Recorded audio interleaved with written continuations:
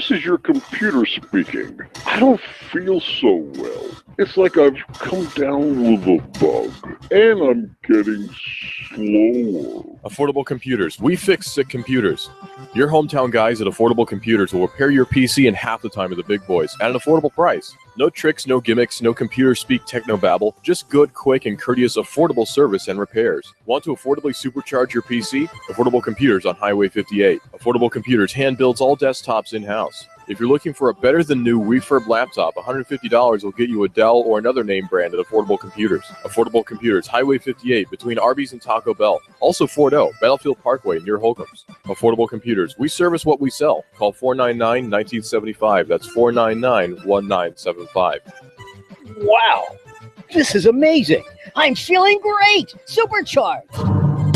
If you have the DTs, the shakes, because your phone is on the fritz, you have nomophobia. You need help. Your telecom doctor is in. Cell Surgeon at Northgate Mall. Cell Surgeon yanks open the ribcage of your phone, pries out the dead heart, and puts in the beating life that you lead on your cell phone. Broken screen, phone not charging, water damage, battery given out? Cell Surgeon at Northgate Mall next Old Chicago Pizza. Check us out on Facebook. Open Sunday. Cell Surgeon. We bring your phone back to life. NASCAR, Laura Ingram, Dennis Miller, David Toulis, Coast to Coast AM, and CBS Radio News. Chattanooga's news, talk, and sports leader. Hot News Talk Radio, 910, 1190, and 1240 AM. You love your hometown. Are you interested in free markets, in local economy? Do you hope that Chattanooga can survive the next meltdown, the next chain of disasters in the national economy? What's the best way to live out the ideals of self-government and self-determination? Join me, David Toulis, weekdays 1 to 3. Hot News Talk 1240. Love your neighbor, buy local.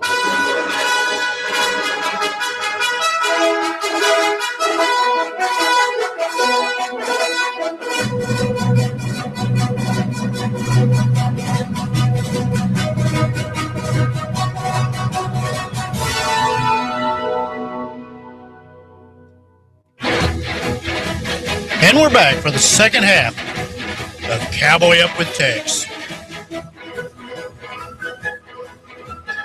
You know, some of our other local shows, we have Digital Drive with Russell, covering new and emerging technology from noon to 1.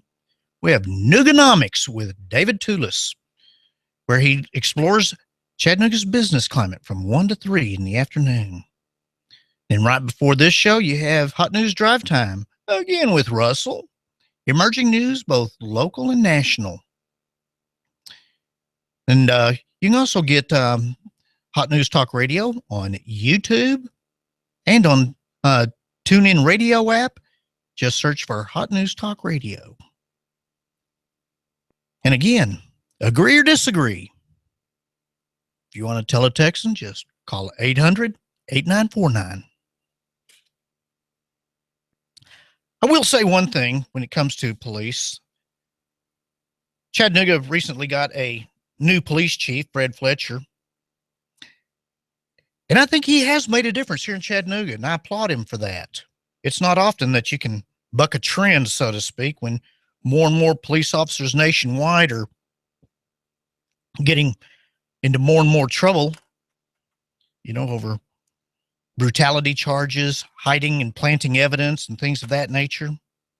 But Fletcher has stepped up so far, and I'm glad to see that, especially after the police chief we had before him, who was, in my opinion, not doing such a great job. Well, one Chattanooga police officer was fired and another resigned Monday ahead of a disciplinary hearing meant to address charges of criminal activity. Detective David Ketchings Jr. was terminated after he was charged with driving under the influence and domestic assault. Mr. Police Chief Fletcher said, "We have little to no tolerance for these type of offenses." And then Kevin Kincher, a former Chattanooga police sergeant, pleaded no contest to 6 charges of official misconduct and theft back in November after pills went missing from the evidence room that he was monitoring. He was put on leave without pay while the allegations worked through the court system, and on Monday he resigned ahead of a disciplinary hearing that would have followed the same procedure as Ketchings, Fletcher said. And it sustained violations against Kincher, including conduct unbecoming, conformance to law, improper procedures involving property, and ethics violations. Those violations would likely have resulted in termination had he not resigned and had he had a hearing, barring extenuating circumstances. Fletcher said he will request that both Ketching and Kincher be decertified as Peace Officers Standards and Training Commission qualified police officers, a certification granted by the state of Tennessee. Well, here's a question I've got. Both of these gentlemen broke the law. One was DUI and assault, and one was theft and ethics violations. These are things that they should be convicted of, and if they're convicted and sent to jail, wouldn't they automatically lose their police certifications? I would think so. I would hope so. I mean, you don't want a convicted criminal to still be able to be a policeman, because that's the main thing. You know, police officers are supposed to know the law. In fact, they not only need to know the law, they need to know it better, because they're the ones that are supposed to be enforcing the law. A police officer has absolutely no reason to not know the law. That's his job. And not only is it his job, they give him a gun for enforcing that law. I mean, think about it. You know, we used to have peace officers, you know, like Andy Taylor and Mayberry. He was a peace officer. He kept the peace.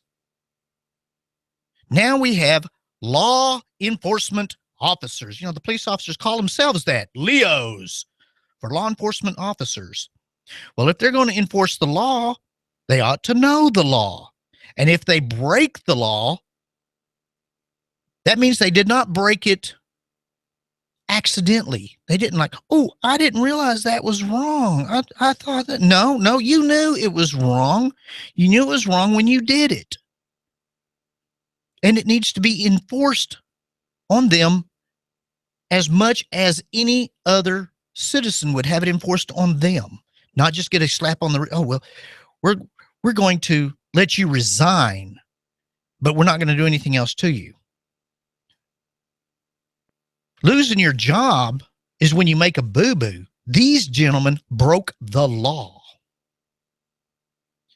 And the bad part is we lose trust in our police personnel when other police officers know you broke the law and cover for you. That's called aiding and abetting.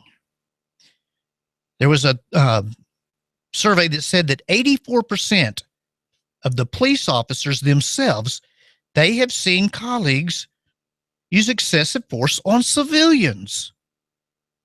Why is that not reported? Why is that not looked into?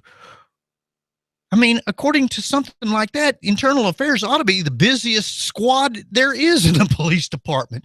And at the same time, internal affairs officers ought to be, you know, first off, the cream of the crop, because they're enforcing the laws on the people enforcing the laws. But, you know, the police officers themselves call them, oh, those are the rats. They're the, you know, and call them all sorts of vile names. If you turn your back on a bad apple, that makes you a bad apple, pure and simple. And until we have police officers willing to stand up against lawbreakers, whoever and wherever they are, they don't deserve respect.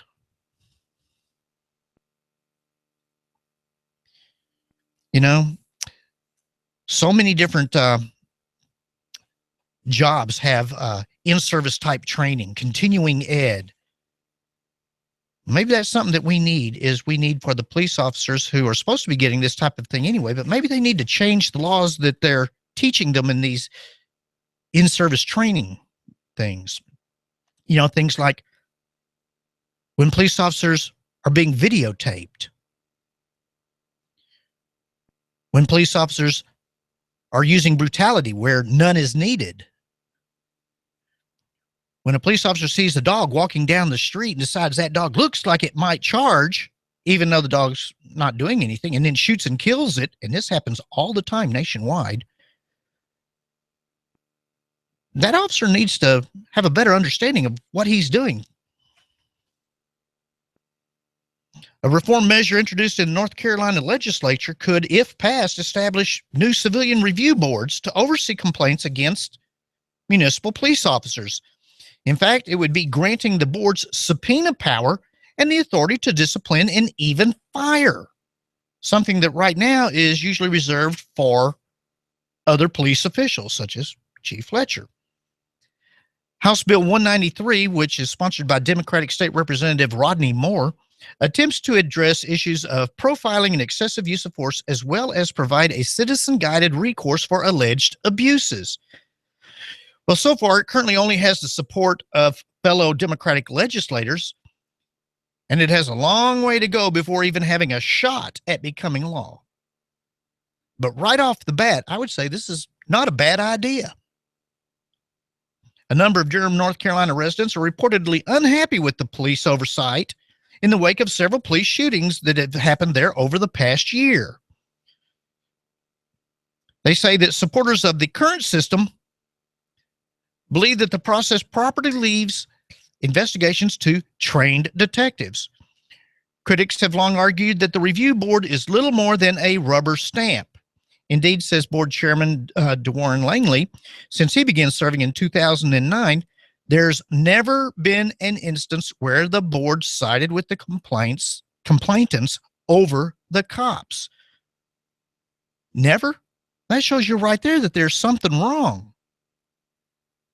If they never go against the cops, you can't tell me that the cops are right 100% of the time. Well, in this new bill's body is a section that bolsters civilian review board authority. And for some Durham officials, that section represents the potential for a course correction. The bill would actually give some teeth to the review board, particularly in light of things going on across the country. Knock on wood, we haven't had them here. The board certainly ought to be able to investigate things on their own, other than just looking over the shoulder of the police's internal affairs. This bill is an attempt to restore trust between the police and minority communities, because at that point, maybe they feel like the police are actually being held to account for what they do instead of being allowed to get away with it. We have some of those problems right here in Chattanooga. We're supposed to have a civilian review board, but it's very secret. I've tried looking into it. I can't even find out who's on it. Well, some people say it sounds like a bill that might be trying to do too much at once to placate the loudest voices. But insofar as it aims to designate real power to a citizen-guided oversight entity instead of ceding it to an internal review process that too often protects the bad cops via a corrupt buddy system, the thin blue line, the law appears at first glance to at least offer something better than what's available to North Carolinians at the moment. Sounds like something we need to look at here in the Tennessee Valley area. You know, and the good news is that the first step towards preventing police brutality and police excesses is well documented and fairly simple. Keep police constantly on camera. A 2012 study in Rialto, California found that when officers were required to wear cameras recording all their interactions with citizens, public complaints against the officers plummeted 88% compared with the previous 12 months. Officers' use of force fell by 60%. The simple knowledge that they were being watched dramatically altered police behavior. Coupled with other reforms, such as making police officers pay part of their own settlements and providing better training for dealing with pets, camera use, and use of force, could produce a significant decrease in police misconduct. It's not unreasonable to think that police brutality reports could be made far more unusual, but only once we acknowledge that it's not just the occasional bad apple. But the Office of Independent Monitor suggests that the videos that we do see account for only a portion of the actual brutality.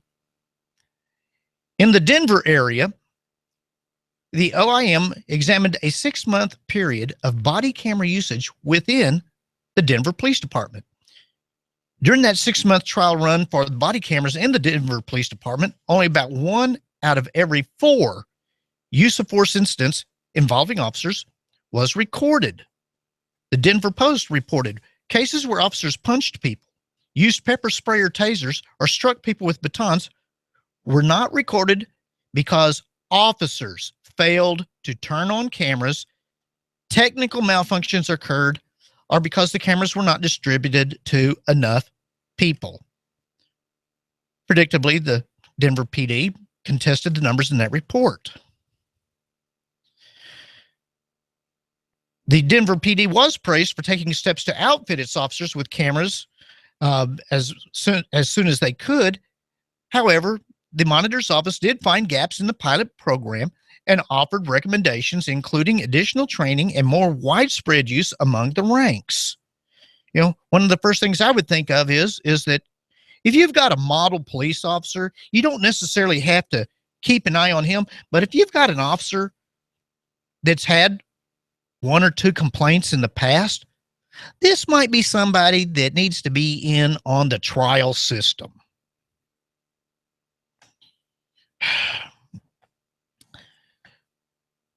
Well, they evaluated 80 use of force reports filed by officers working in District 6 of Denver during the pilot project. There was recorded footage for just 21 cases. That means only 1 in 4 officers was even willing to hold themselves accountable. If police are willing to commit such horrible acts on camera, we can only imagine what happens when those cameras are deliberately turned off, which is what's happening. The malfunctioning or forgotten body camera excuse is not isolated to the Denver Police Department. In February, St. Louis police officers were caught on camera turning their cameras off just before beating a man. That means it's premeditated, folks. When they go to the trouble to try to hide what they're doing by intentionally turning off their cameras, they knew what they were going to be doing was wrong. That's why they turned them off. And that shows it was premeditated. Makes you wonder what happened to them, doesn't it? Last year was also reported that a New Orleans police officer who turned his body camera off just prior to shooting a man in the head during a traffic stop. Even when the body cameras are rolling, officers are well aware and will turn away so as to not film their fellow officers committing crimes. That's what they are, folks, crimes. This was the case in Orlando, Florida, where police were caught by civilians recording with cell phones and the body cams showing them severely beating a handcuffed veteran who had committed no crime. In the videos, we can see the police officers turning sideways to obscure the scene and not show what was really happening. A report last year exposed the LAPD in a massive body cam scandal. It showed that half of all the officers in the LAPD were disabling their recording devices, which this just shows, even when citizens try to force accountability, there are those officers who will resist. That is why it is always important to film the police. And that's another reason why so many of the police knowingly try to prevent citizens from filming them, even though the Supreme Court has upheld time and time again that it is legal and it is your right to record a police officer as long as you are not interfering with what he's doing. He has no reason to touch you, ask for your camera, ask for you to delete anything that you may have recorded, because by doing that, he's tampering with evidence or deleting evidence, which is in and of itself a crime. If he even asks you to delete something, that is a crime. and you don't have to comply. Of course, if it comes down to the fact that you better comply or he's going to hurt you, that's for you to decide. It doesn't make it less of a crime on him. In fact, if you're concerned for your well-being at that part, that makes it more of a crime on him. That's one of the things we need here in Chattanooga. I know that they're talking about getting cams here for the police officers. And like I said, the first officers that need to be put on them are the officers that have shown they need somebody watching them. And if they are even suspected of tampering with the evidence of that camera in any way, such as by turning the camera off, turning his body intentionally so that it's not being able to be shown, which is its purpose, that's tampering with evidence. And the officer needs to be charged with such. In fact, an officer that is doing that does not need to be a police officer. Police officers need to be the best of the best. They need to be above reproach. And we do have some of those. But unfortunately, we don't have enough. Well, they say that, well, maybe only 10% of the police officers are bad apples. Chattanooga has 400 police officers. That means that Chattanooga could conceivably have as many as 40 bad apples. The problem is that we could conceivably have 390 officers covering for them, which we do not need. We don't need the 10%. We don't need everybody else covering for them because that drags them all down.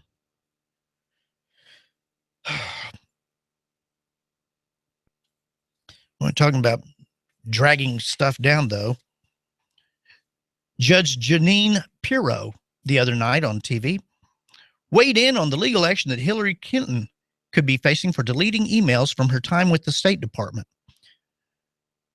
She said that Clinton could be charged with tampering with or concealing evidence. She noted that the former Secretary of State had violated the Records Act and has now been shown to be deleting emails from her private server, and that for all the years that there was freedom of information requests about Hillary Clinton to the State Department, finally had to go to court to drag out of them, we have nothing relevant. Well, everybody in the State Department knew it, and they were complicit in this cover-up. If Clinton is charged with crimes, what about the people that covered up for her in the State Department? Is it any wonder the government is held in such low regard when it's bad enough that we have people that break the law? But then what about all the people covering for them? Who do you trust at that point? You know, we can't really trust anybody in the State Department at this point either. These people are not naive. They knew what they were doing. They weren't just covering for a friend, because you don't cover for a friend when they're doing something illegal. That's called aiding and abetting.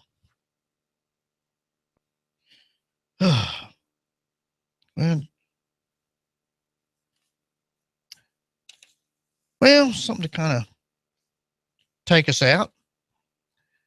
They came out with a list showing the top 10 states for water loss during 2014. Number one on the list was California, with over 16,000 claims for damages due to water loss.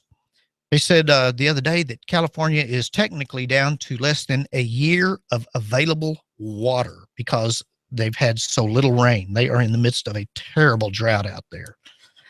But the problem is being worsened by the EPA, who is requiring that water, good, clean, fresh water, be allowed to be dumped into the Pacific Ocean, where it is no longer fresh and no longer usable for crops or humans or animals. But the EPA is requiring that a certain amount of water go directly into the ocean. This has cost California over $221 million. Tennessee actually made the list.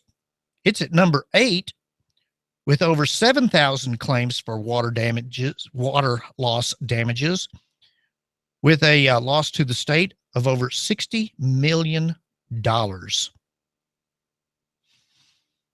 At least we've got some resources in our state that California and other states do not have. States like Texas. Texas is number 2 on the list with over $137 million. Texas only has natural lake. Every other lake in Texas is man-made, and what do they do when they go dry? Well, that's it for today, folks. Glad we're in the Tennessee Valley. We'll see you tomorrow on Cowboy Up with Tex.